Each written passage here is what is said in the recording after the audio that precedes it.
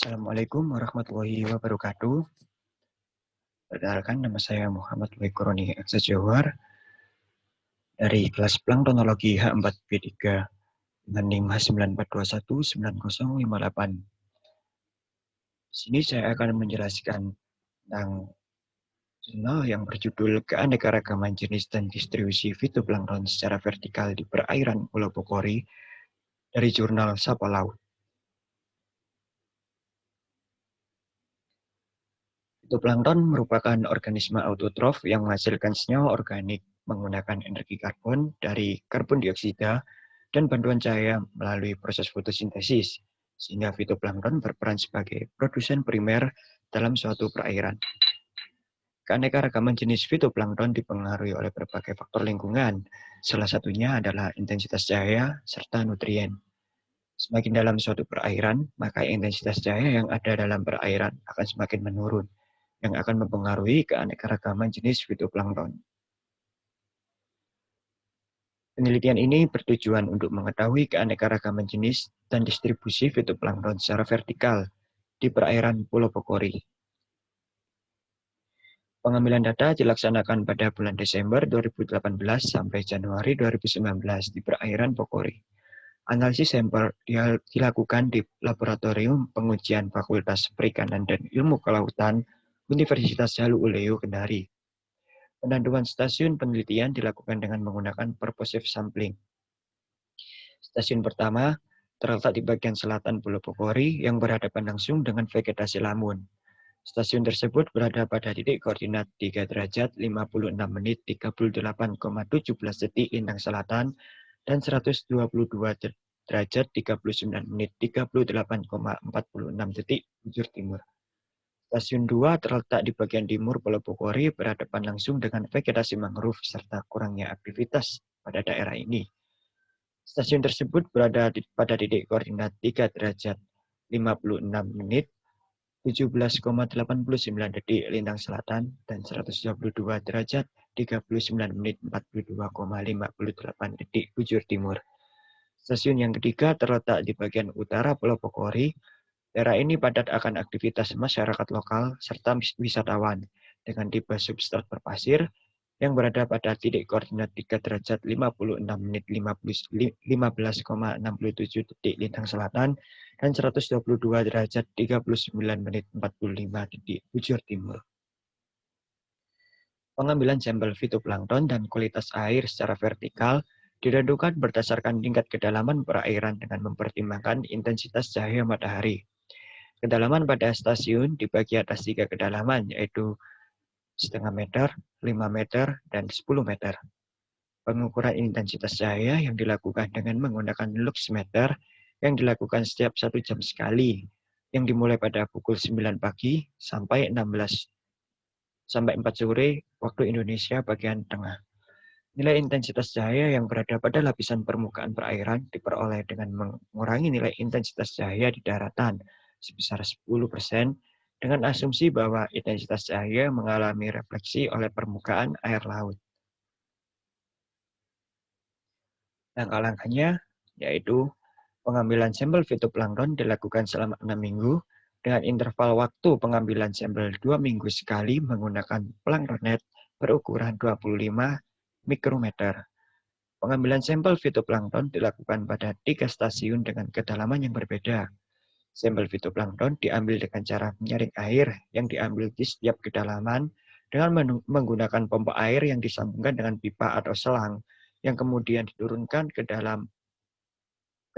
di kedalaman yang telah ditentukan dengan mengambil sampel air sebanyak 100 liter menggunakan ember. Sampel tersebut disaring menggunakan planktonet yang ukuran 25 mikrometer. Sampel air yang tersaring dimasukkan ke dalam botol sampel volume 30 ml dan diawetkan dengan menggunakan pengawet formalin 4 derajat sebanyak 3 hingga 5 tetes. Saat analisis sampel air diambil sebanyak 1 ml menggunakan pipet tetes, kemudian diamati dengan menggunakan mikroskop dengan perbesaran 100 kali dan diidentifikasi menggunakan buku identifikasi plankton online oleh Paten dan kawan-kawan tahun 2010. Parameter fisika kimia perairan yang dianalisis terdiri dari parameter fisika kimia yang diperoleh secara langsung di lapangan dan di laboratorium. Pengukuran parameter dilakukan dengan mengambil sampel air pada masing-masing stasiun. Parameter yang diukur secara langsung di lapangan meliputi pengukuran suhu menggunakan termometer. Pengukuran kecerahan dan kecepatan arus dilakukan di atas kapal dengan menurunkan layangan arus dan sensitis ke perairan, kemudian mencatat hasil yang didapatkan. Pengambilan sampel air untuk analisis parameter kimia menggunakan botol sampel dengan volume 100 ml. Sampel air didapatkan dengan mengambil air pada setiap kedalaman yang telah ditentukan menggunakan pompa pada setiap titik stasiun. Sampel air yang diperoleh kemudian dimasukkan ke dalam botol sampel 100 ml. Untuk analisis parameter nitrat, sampel air diawetkan dengan larutan H2SO4 pekat sebanyak 0,5 ml sampai pH-nya mencapai angka 2. Untuk analisis parameter fosfat, sampel air disaring menggunakan kertas saring, kemudian diletakkan dalam cool box dan dipindahkan ke laboratorium untuk disimpan dalam freezer. Sampel air setelah dikeluarkan dari freezer dibiarkan terlebih dahulu hingga kondisi suhunya setara dengan kondisi ruangan, di antaranya 26 hingga 28 derajat Celcius. Parameter yang diukur di laboratorium meliputi ortofosfat, nitrat, dan amoniak. Pengukuran sampel ortofosfat menggunakan metode amonium molibdate. Komposisi jenis fitoplankton pada masing-masing stasiun dihitung dengan menggunakan rumus Odum, yaitu sebagai berikut.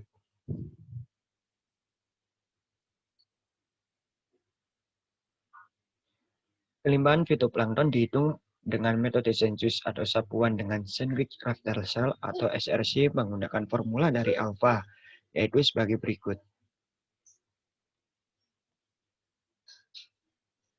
Analisis data yang digunakan untuk mengetahui keanekaragaman jenis biota perairan menggunakan persamaan Shannon-Wiener, yaitu sebagai berikut.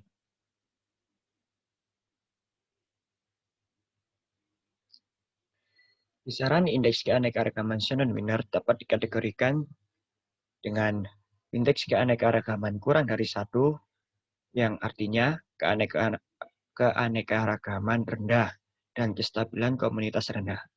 Sedangkan apabila indeks keanekaragaman berada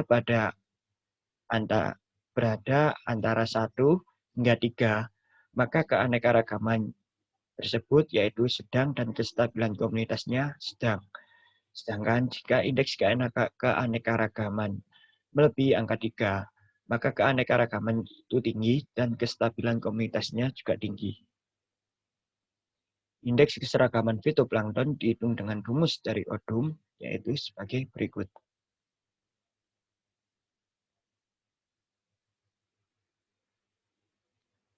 Menurut Birzan dan kawan-kawan pada tahun 2005, ketika nilai indeks keseragaman mendekati 0, berarti keseragaman antar spesies di dalam komunitas tergolong rendah. Dan sebaliknya, ketika nilai indeks keseragaman mendekati 1, dapat dikatakan keseragaman antar spesies tergolong merata atau sama. Warul pada 2007 juga mengemukakan bahwa nilai indeks keseragaman berkisar 0 sampai 1. Jika indeks keseragaman mendekati 1 atau lebih dari 0,5, berarti keseragaman organisme dalam suatu perairan berada dalam keadaan seimbang, yang dimana tidak terjadi persaingan baik terhadap tempat maupun terhadap makanan. Sebaliknya, jika indeks keseragaman mendekati 0 atau kurang dari 0,5, berarti keseragaman organisme dalam suatu perairan tersebut berada dalam keadaan yang tidak seimbang, yaitu terjadi persaingan baik terhadap tempat maupun terhadap makanan. Siagian juga mengatakan pada tahun 2012, terjadinya perbedaan nilai indeks keseragaman pada setiap stasiun dapat terjadi karena jumlah jenis dan kelimpahan jenis masing-masing fitoplankton berbeda sehingga akan mempengaruhi nilai indeks keseragaman. Indeks dominasi digunakan untuk melihat ada tidaknya suatu jenis tertentu yang mendominasi dalam suatu jenis populasi. Perhitungan indeks dominasi Simpson yaitu seperti berikut.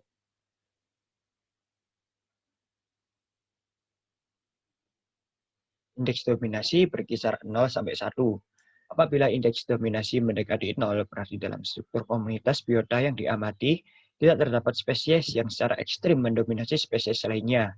Dan apabila nilai-nilai indeks dominasi mendekati 1, berarti di dalam struktur komunitas tersebut dijumpai spesies yang mendominasi spesies lainnya.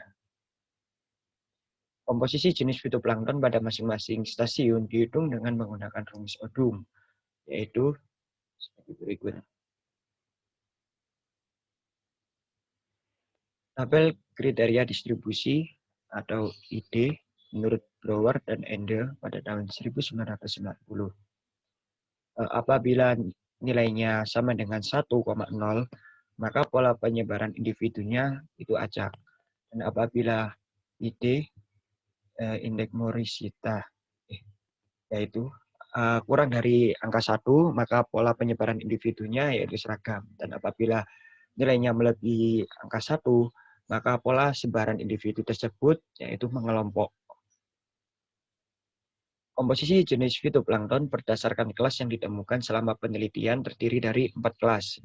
Yang pertama, Bacillariophysae dengan persentase 66% pada stasiun yang 1, 69% pada stasiun 2, dan 65% pada stasiun 3. Kelas Dinophysae dengan persentase 20% pada stasiun 1, 19% pada stasiun 2, dan 23% pada stasiun 3.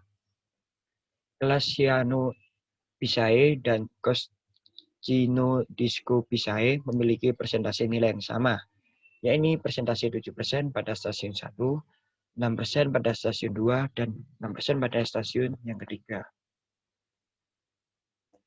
Jenis fitoplankton yang memiliki komposisi tertinggi pada ketiga stasiun penelitian ialah spesies Chaetoceros dari kelas Bacillariophysae.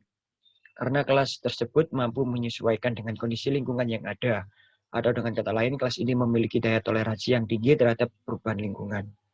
Pengukuran suhu di perairan Pulau Bogori pada saat pengambilan sampel fitoplankton adalah 28 sampai 30 derajat Celcius dengan baku mutu perairan 25 hingga 30 derajat Celcius, yang dimana artinya biota masih dalam keadaan layak untuk hidup di perairan Pulau Bogori.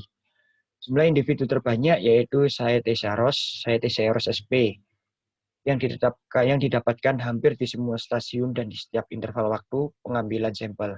Hal ini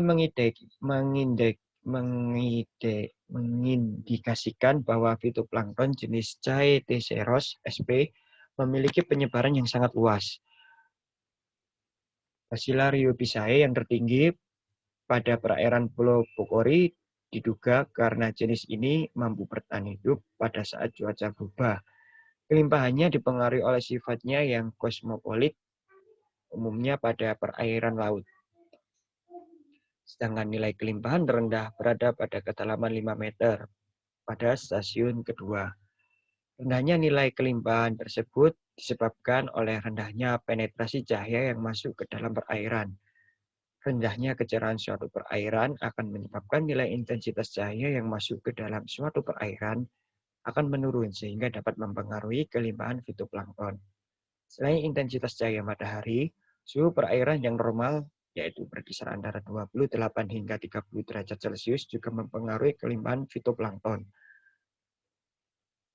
Rendahnya kelimpahan fitoplankton pada stasiun 2 pada kedalaman 5 meter disebabkan oleh kecepatan arus yang rendah.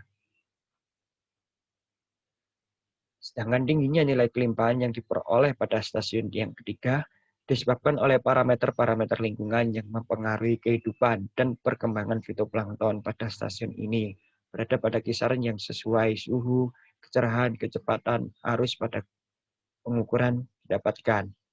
Kecepatan arus merupakan faktor sebaran fitoplankton tidak merata di perairan Pulau Bogori. Intensitas cahaya matahari berada pada nilai yang optimal untuk mendukung kehidupan fitoplankton. Sedangkan kandungan nutrien bukan merupakan nilai yang optimum, tetapi belum menjadi faktor pembatas bagi fitoplankton. Berdasarkan nilai keanekaragaman yang diperoleh, menunjukkan bahwa nilai keanekaragaman berada pada kategori rendah.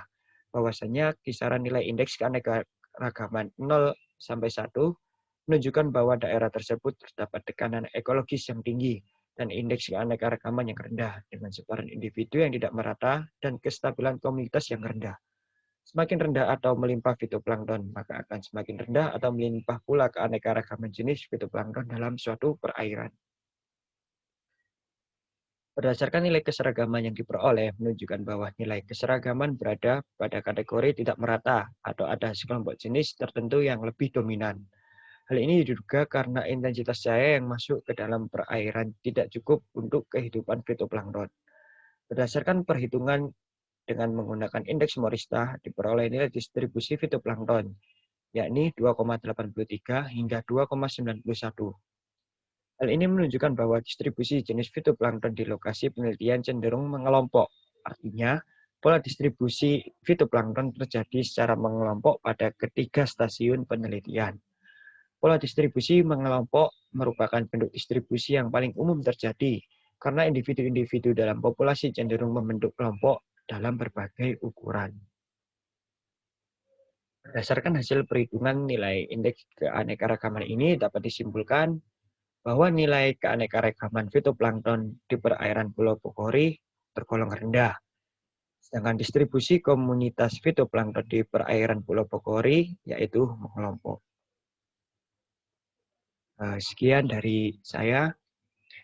Kurang lebihnya saya mohon maaf. Terima kasih. Wassalamualaikum warahmatullahi wabarakatuh.